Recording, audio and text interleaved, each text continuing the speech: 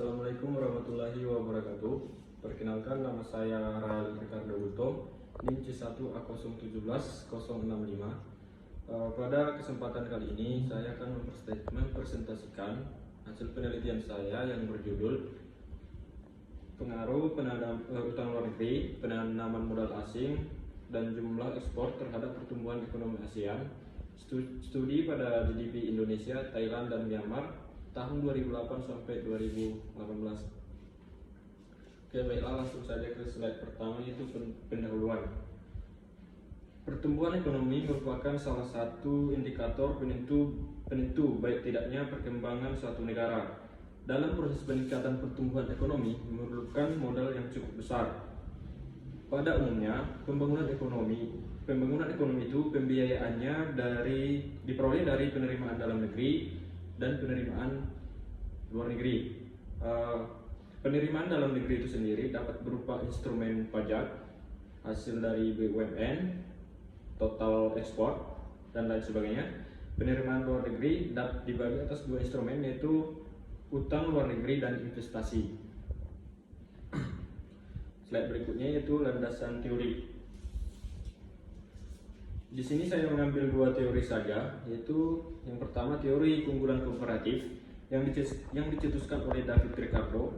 Teori ini berbunyi, keunggulan komparatif sebagai keunggulan yang didapat oleh suatu negara dengan ekspor dan impor hasil produksi mereka. Yang kedua ada teori Kinberger. Menurut teori ini, aspek yang paling sensitif dalam perekonomian internasional adalah investasi langsung atau direct investment. Slide berikutnya itu metode penelitian, data dan sumber data.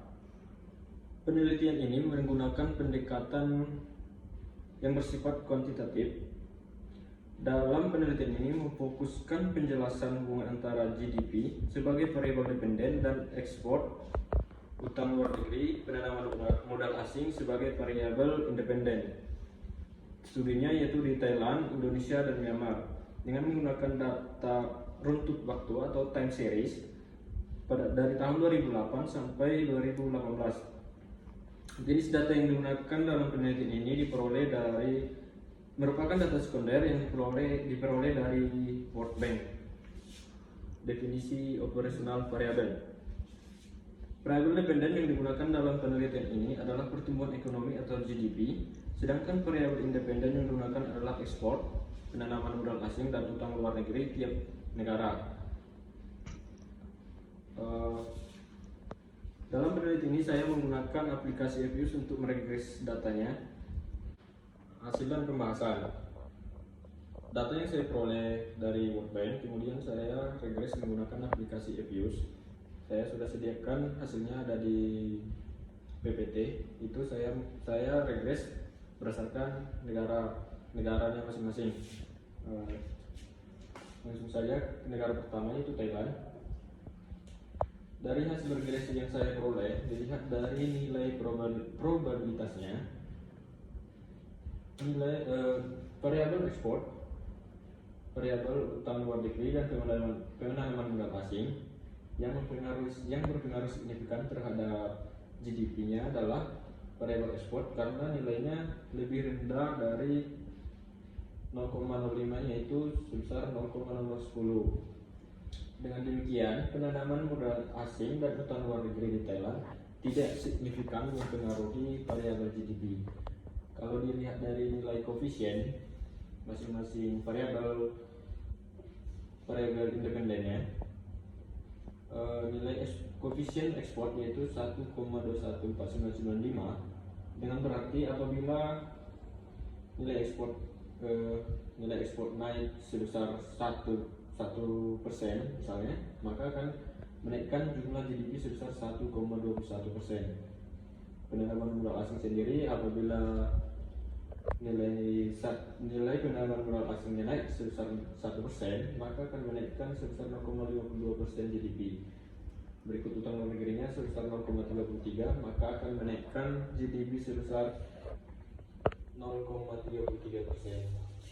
Kalau dilihat dari nilai R-square dari hasil regresi ini, nilainya ada 0,98, berarti Sebesar 98% variabel independen berpengaruh terhadap variabel GDP. 1,2%-nya lagi itu di luar variabel yang diteliti. Kemudian hasil dari regresi dari negara Indonesia.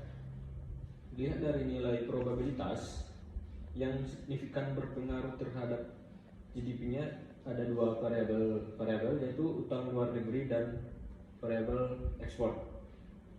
Itu nilai probabilitasnya lebih kecil dari 0,05 yang berarti berpengaruh signifikan terhadap variabel GDP. Sedangkan variabel penanaman modal asingnya itu lebih besar dari 0,05 yaitu sebesar 0,15 yang berarti tidak signifikan berpengaruh terhadap GDP-nya. Dilihat dari nilai koefisiennya, variabel ekspor koefisiennya sebesar 3,5 yang berarti apabila ekspor naik sebesar 1% akan menaikkan GDP sebesar 3,5. Untuk utang penanaman modal asing, apabila penanaman modal asing naik sebesar 1%, itu akan mengurangi GDP sebesar 4,2. Sedangkan utang luar negerinya apabila naik 1% maka akan mempengaruhi variabel GDP sebesar 1,5%. Untuk nilai R-square-nya itu ada 0,97, berarti 97% variabel independen pada penelitian ini mempengaruhi variabel GDP, signifikan mempengaruhi variabel GDP, dan 0,3%-nya itu di luar penelitian, variabel di luar penelitian. Langsung berikutnya negara Myanmar. Untuk negara Myanmar sendiri, lihat dari nilai probabilitasnya, ketiga variabel ekspor, penanaman modal asing, utang luar negeri itu tidak signifikan mempengaruhi variabel GDP-nya karena nilai probabilitas pada ketiga variabel ini lebih besar dari 0,05 yang berarti tidak signifikan mempengaruhi variabel GDP. Untuk nilai koefisiennya sendiri, variabel ekspor, penanaman modal asing dan utang luar negeri, untuk variabel ekspornya nilai koefisiennya sebesar min 0,27 yang berarti apabila 1% nilai ekspor naik akan mengurangi variabel GDP sebesar 0,27. Sedangkan penanaman modal asingnya apabila 1% naik akan mengurangi variabel GDP-nya sebesar 1,7.